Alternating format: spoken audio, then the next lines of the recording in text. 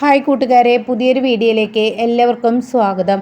അങ്ങനെ എല്ലാവരും ഇനി ഭക്ഷണം കഴിക്കാതെ എണീറ്റ് പോകുമ്പോൾ അവിടെ നന്ദിനി ആണെങ്കിലോ വല്ല ഫ്രൂട്ട്സും കൊണ്ടുവരാം എന്ന് പറഞ്ഞിട്ട് നന്ദിനി ആ ഫ്രൂട്ട്സുമായി പോവുകയാണ് കേട്ടോ. പക്ഷേ തനിക്ക് അതിൻ്റെ മുകളിൽ ഒരുപാട് വഴക്ക് കേൾക്കേണ്ടി വരുമെന്ന് നന്ദിനി മനസ്സിലാക്കുന്നില്ല. ഇനി നന്ദിനി മനസ്സിലാക്കുന്ന ആ ഒരു സീനാണ് കേട്ടോ. അങ്ങനെ ഈ സമയം നന്ദിനി ഫ്രൂട്ട്സ് എടുത്ത് വെട്ടാണ്. അതായത് ഗംഗ കൊണ്ടുവന്ന ആ ആപ്പിളാണ് എടുത്ത് കട്ട് ചെയ്യുന്നത്. അപ്പോൾ ഗംഗയാണെങ്കിലോ ഏട്ടാ ഇനി ഇങ്ങോട്ടേ വാ എന്ന് പറഞ്ഞിട്ട് തൻ്റെ ഏട്ടനെ വിളിക്കുകയാണ്. അപ്പോഴേക്കും ഓടി വരികയാണ്. ഇതാ കണ്ടോ, അവളതാ ആപ്പിൾ കട്ട് ചെയ്യുന്നു, കുറേ നേരമായി ആപ്പിൾ കട്ട് ചെയ്യുന്നു കാണുന്നു എന്ന് ഗംഗയോട് ഗംഗയുടെ ഏട്ടൻ പറയാണ് കേട്ടോ. ഒത്തിരി പേര് ആ ആപ്പിൾ കഴിച്ചു, ഇനിയിപ്പോൾ എന്താ കുറേ നേരമായി ഇത് നോക്കി നിൽക്കുന്നു, ആർക്കും അവിടെ മരണം വരുന്നില്ല. സത്യത്തിൽ ഗംഗേ, നീ ആ ആപ്പിളിൽ വിഷമൊന്നും വെച്ചിട്ടില്ലേ? അപ്പോൾ ഗംഗ പറയാണ്, ഇനിയാണ് മരണം നടക്കാൻ പോകുന്നത്. പക്ഷേ പത്മക്കാണ് നമ്മൾ കെണി വെച്ചത്, പക്ഷേ പത്മയുടെ ഏട്ടനാണ് മരിക്കാൻ പോകുന്നത്.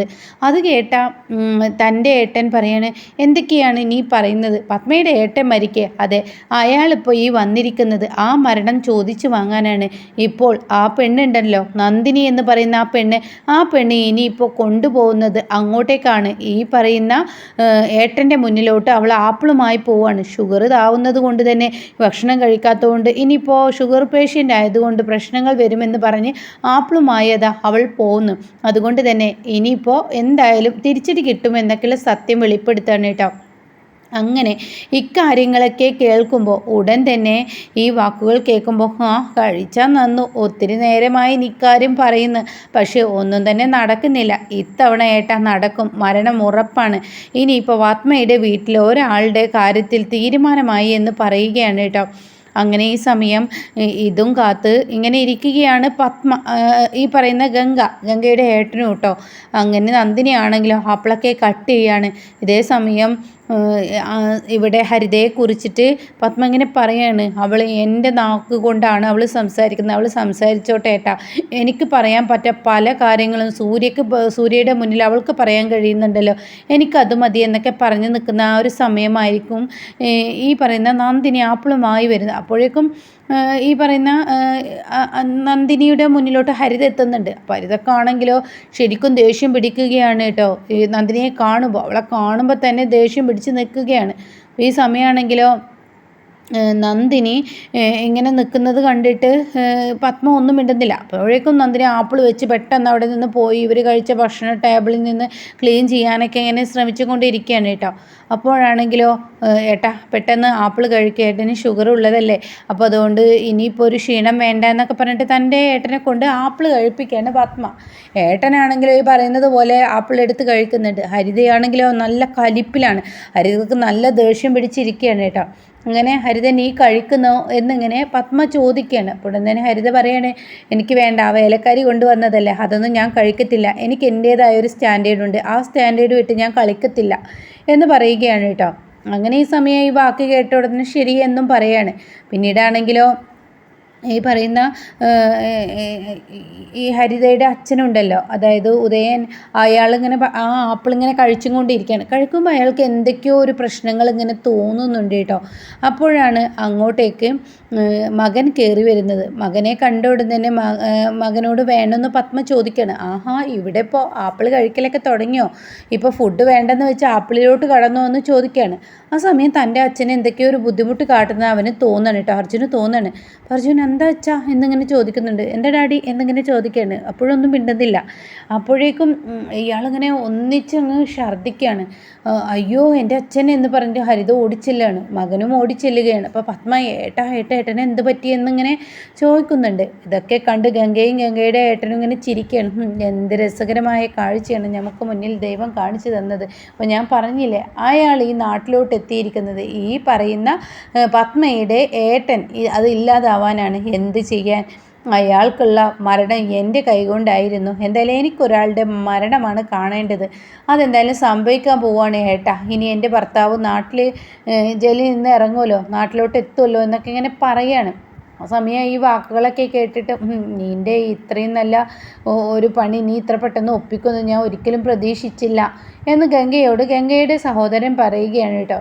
അപ്പോഴേക്കും ഇവരെല്ലാവരും തൂക്കി പിടിച്ചിട്ട് ഓടിക്കൊണ്ട് പോവുകയാണ്. ഈ പറയുന്ന പത്മയുടെ ഏട്ടനെയും പിടിച്ച്, ഏട്ടന് എന്ത് പറ്റി എന്നൊക്കെ ചോദിക്കുന്നുണ്ട്. അപ്പോഴേക്കും നന്ദിനി ഓടിയെത്താണ്.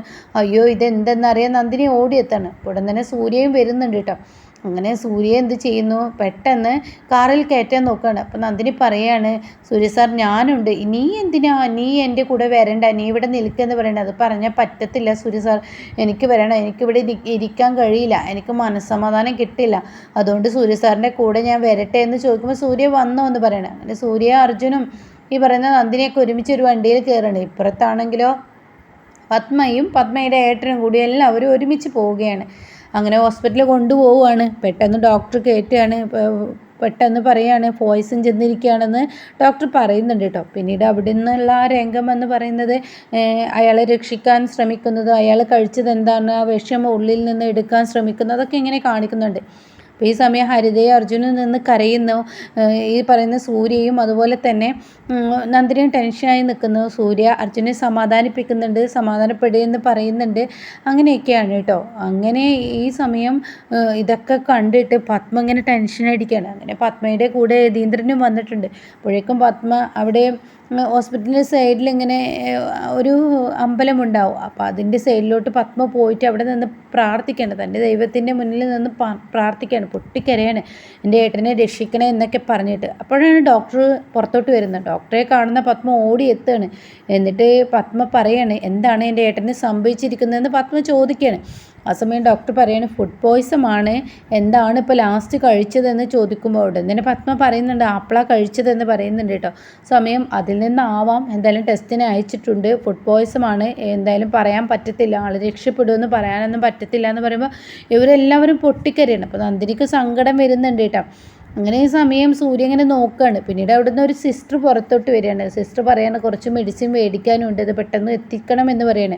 അപ്പോൾ ആ സമയം ഇവൻ പറയാണ്, മകൻ പറയാണ് ഞാൻ പോയി വാങ്ങിക്കോളാം എന്നിങ്ങനെ അവൻ പറയുകയാണ്. അപ്പോൾ അവൻ പറഞ്ഞ ഉടൻ തന്നെ സൂര്യ പറയണത് നീ വേണ്ട, നീ ഇവിടെ നിൽക്ക്, നിൻ്റെ അച്ഛൻ നിൻ്റെ ഡാഡിയല്ലേ, അപ്പോൾ നീ ഇവിടെ നിൽക്ക്, ഞാൻ മരുന്ന് വാങ്ങിത്തരാമെന്ന് പറഞ്ഞിട്ട് പോവുകയാണ്.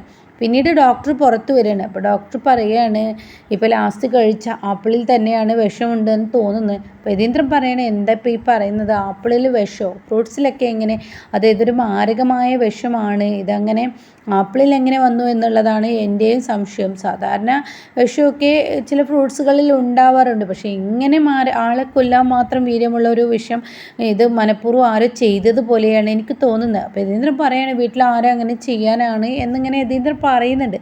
സമയം ഉടൻ തന്നെ പത്മ പറയാണ് ശരിയാണ്, വീട്ടിൽ ആരാ അങ്ങനെ ചെയ്യാൻ, ആരും തന്നെ ചെയ്യില്ല, അതൊന്നും എനിക്കറിയത്തില്ല, എന്തായാലും ആപ്പിളിലാണ് വിഷം എന്ന് പറഞ്ഞ് ഡോക്ടർ പോവുകയാണ്. അപ്പോഴേക്കും ഉടൻ തന്നെ ഹരിത പറയാണ് ഇപ്പോൾ പത്മാൻ്റി എന്തായി, എൻ്റെ അച്ഛനെ കൊല്ലാൻ പല വഴികളും പലവരും നോക്കി, പക്ഷേ അതിലൊരു വഴിയാണ് ഇപ്പോൾ തിരഞ്ഞെടുത്തിരിക്കുന്നത്, ഇവളാണ് എൻ്റെ അച്ഛനെ കൊല്ലാൻ നോക്കിയത്, ആപ്പിളിൽ വിഷം വെച്ചതെന്ന് പറയാണ്.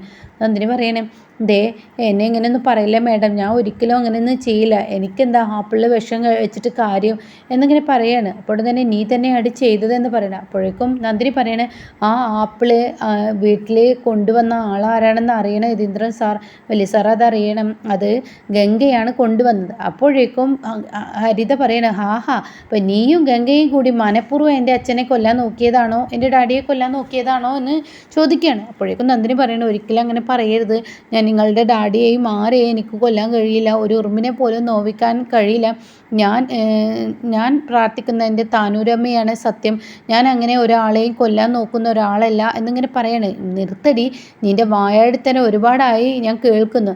അപ്പോഴേക്കും യതീന്ദ്രൻ ദേഷ്യം പിടിക്കണം. നീ വന്നത് മുതൽ നന്ദിനിയുടെ നേർക്കെടുക്കൽ തുടങ്ങിയതാണ്, നന്ദിനിക്ക് എന്താ നിൻ്റെ ഡാഡിയെ കൊല്ലേണ്ട ആവശ്യം, ഒരുപാട് കാരണങ്ങൾ, 1000 കാരണങ്ങൾ ഇവൾക്കുണ്ട്, കാരണം വന്നത് മുതൽ ഇവളെ ഞാൻ അപമാനിക്കുകയാണല്ലോ, ഇവളാണ് എൻ്റെ ഓരോന്ന് പറഞ്ഞ് വീട്ടിലെ വേലക്കാരി അങ്ങനെയൊക്കെ പറഞ്ഞ് ഇവളെ അപമാനിക്കുകയാണ്, അപ്പോൾ എനിക്കിട്ടൊരു കൊട്ടായി ഇവൾ മനഃപൂർവ്വം ചെയ്തതായിരിക്കും എന്നിങ്ങനെ ഹരിത പറയാണ്.